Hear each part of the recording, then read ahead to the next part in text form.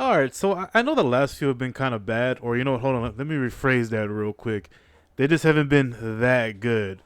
But bro, I swear this time that this one's totally gonna have a good story. I swear, man. Upon Chris Redfield's cock, I swear it's totally gonna have a good story. All right, so today we're covering Lan.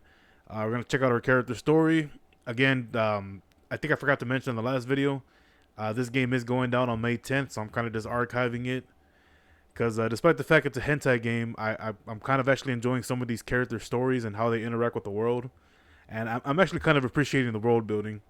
So today I wanted to cover another character that I like. Well, I mean, it's pretty obviously why I like her. But yeah, so let's check out her character backstory. So let's get straight into it. All right, here we go. So Lan, in the east of the Charred Kingdom, there is a mountain range where each mountaintop peaks above the clouds. From afar, the mountain range looks like a slumbering dragon and is aptly named the Dragon Ridge Mountains. The terrain here is treacherous, with the main peak being especially precipitous, I think. On top of the main peak, there is a small house hidden within the clouds. The owner of the house, Lan, has horns on her head and was born in a time of strife. She is the military advisor for the Dragonians and in the past provided many war plans and diplomatic strategies that won her fame and glory. Sadly, it was also through these conflicts that Lan was able to clearly see the true nature of humans.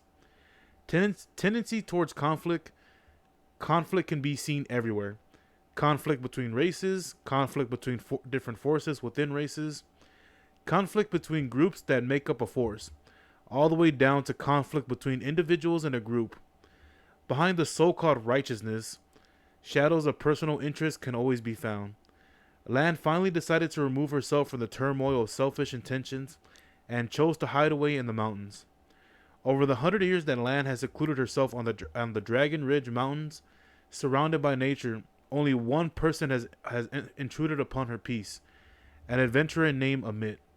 During the times spent living with Amit, Lan was finally able to see the bright side of humanity, that she hadn't been able to find in humans for such a long time. In the end, she still turned down Amit's invitation to set off on an adventure together due to past traumas.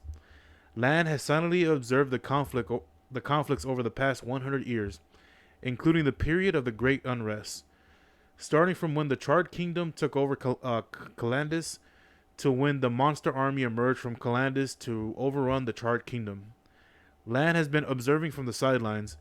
Amit, worried about Lan's safety, ventured to the Dragon Ridge Mountains to find her. Lan, finally touched by Amit's sincerity, decided to return to Burdus Harbor alongside her.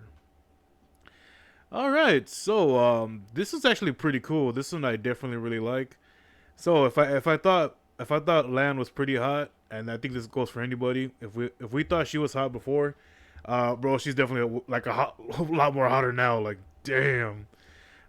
I don't know. I kind of like my aloof kind of waifus, but you know that's kind of just me. But I mean, overall, I mean, I kind of like what this is talking about. I mean, because I mean, it's pretty much like I guess in a sense, kind of like the real world. Like what's that saying go? You know, the path to right, or what was it? The path to righteousness is, or I don't know. I forgot how the saying goes. Fuck. something you know is paved in good intentions, or the path to hell, or some shit like that. But this is actually pretty cool. I like the way they're describing Lan.